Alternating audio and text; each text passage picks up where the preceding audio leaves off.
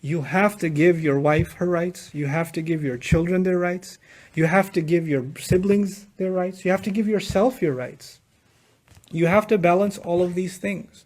If you don't balance them, then you will end up doing dhulm, injustice, wrong to at least one of them. Either yourself, you'll be wronging yourself. You end up wronging your children. There are some people that are so obsessed with giving to their parents and giving to their parents and giving to their parents that they even take from the rights of their children. And sometimes there are parents who ask and ask and ask and ask, and they take more than their right. When they use the ayah of Quran and say, well, no matter how much you do for me is never enough, so give me everything. Give me everything. And they'll use the ayah on you. Ihsan to them comes from Allah. It's not defined by them. Please understand this delicate point. What you should do for your parents is not defined by them. It's defined by you and Allah. If they're asking you to sacrifice the well-being of the people in your care, if they're asking you, for example, some parents ask the husband to punish the wife, to not talk to her anymore. Some parents ask the husband to not allow some basic rights in the family. You can't do that. You can't allow that.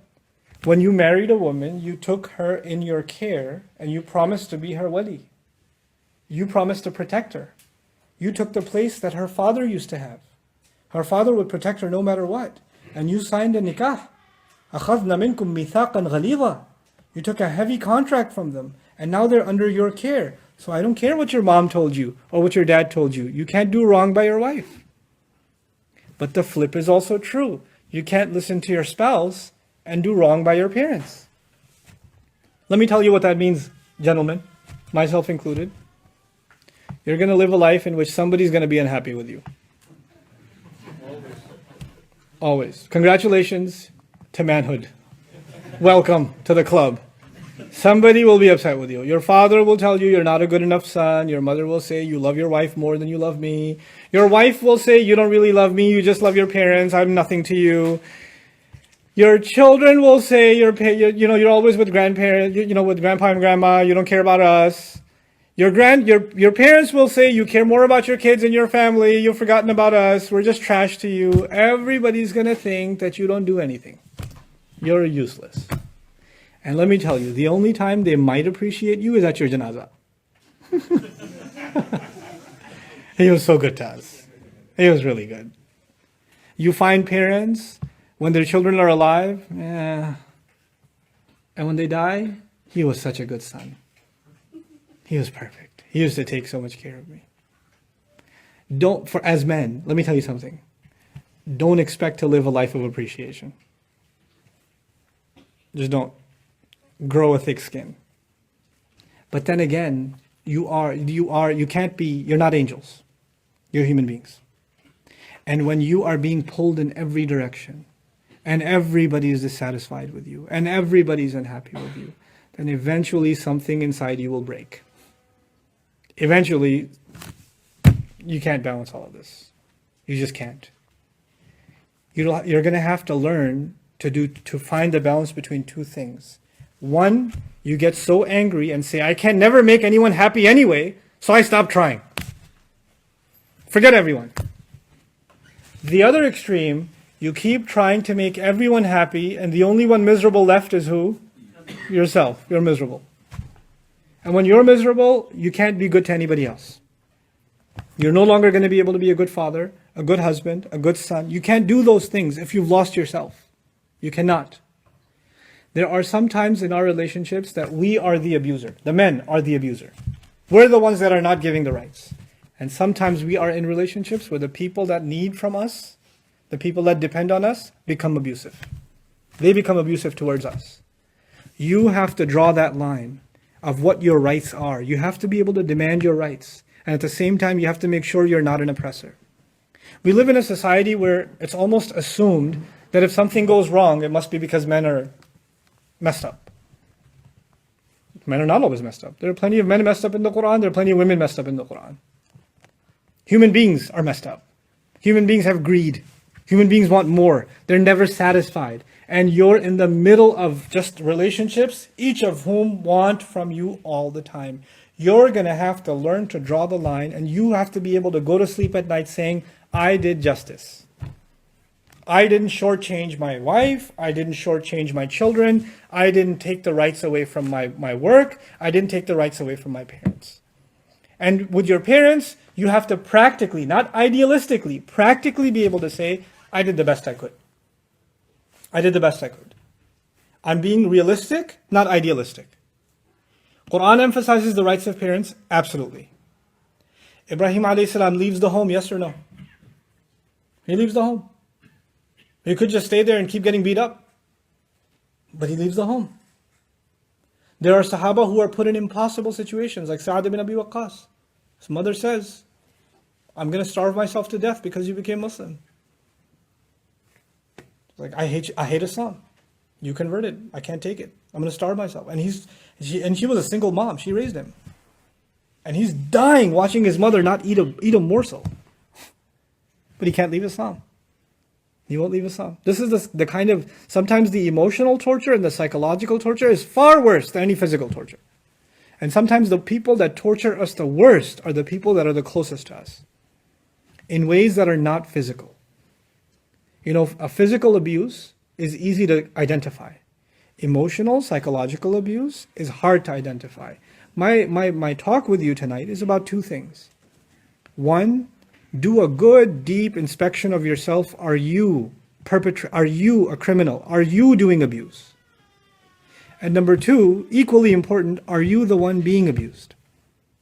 Because if you're the one being abused, a lot depends on you.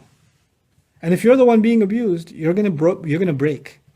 And when you break, you're not going to be able to do what you're supposed to do. You're not going to be able to maintain.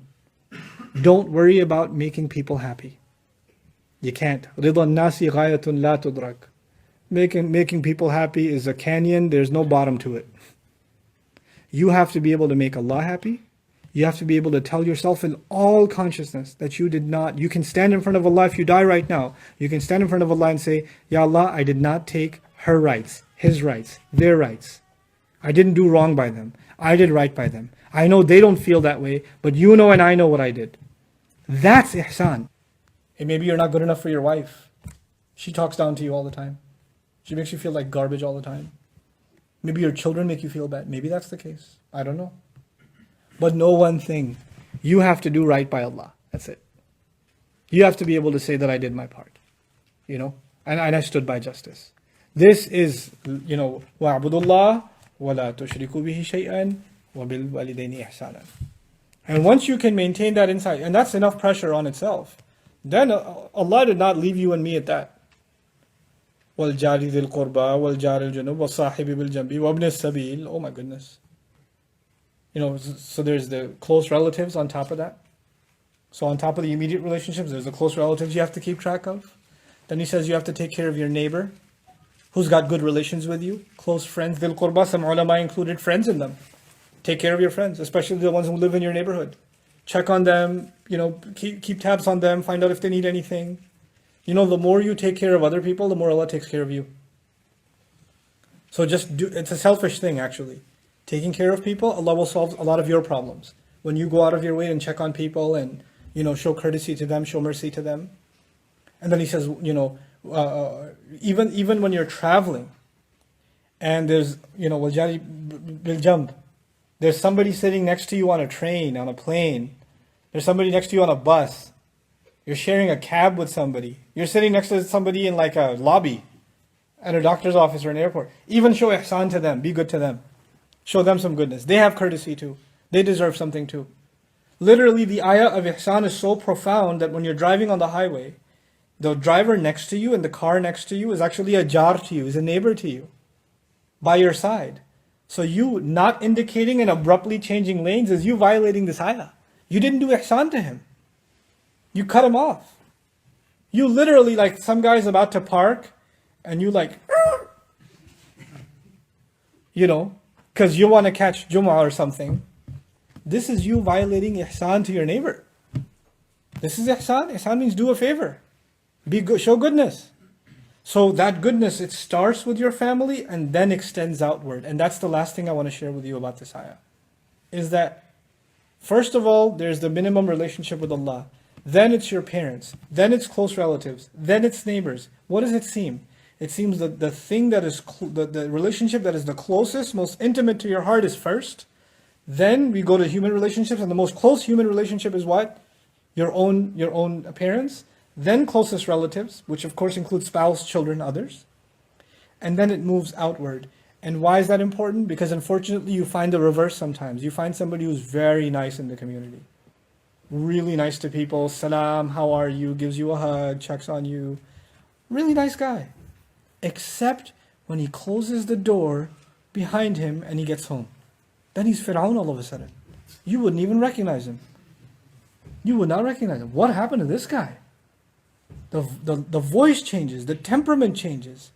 He becomes somebody else. Allah is basically telling us in this sequence, there's no point of you being a nice guy outside if you can't show that first to your own parents, to your own spouse, to your own children. If you can't do that first, you can't extend that goodness first, then everything outside is fake. That is of no value and of no consequence, right? So this I wanted to highlight because in a very realistic sense, I acknowledge that men have quite a few pressures on them. If you're going to be able to fulfill your responsibilities, then you have to make sure you are at least receiving some of your most basic fundamental rights. You have to receive your rights because that is a need of the human being. If for example, if your children don't respect you, if you don't give you the minimum respect, just not even say salam to you, it'll eat away at you. It'll hurt you. And it'll affect you in ways you don't realize. It'll affect maybe the way you deal with other people. It'll affect you emotionally, spiritually, psychologically. It'll have other effects. So fix those relationships, not just in fulfilling your obligations, which comes first, but also at the same time learn to demand your rights also. But not go out of your way in demanding your rights. You have certain rights and you're entitled to them. May Allah Azza wa Jal make us a people of balance. May Allah Azza wa Jal make us a people that are able to fulfill their worship of Allah in a way that does justice by everybody around them, and especially when it comes to our parents, that we're able to do our very, very best. May Allah Azza wa Jal overlook our shortcomings and make us of those who, on the Day of Judgment, people are testifying in our favor and not against us. Barakallahu li wa lakum. Assalamu alaikum wa rahmatullahi wa barakatuh.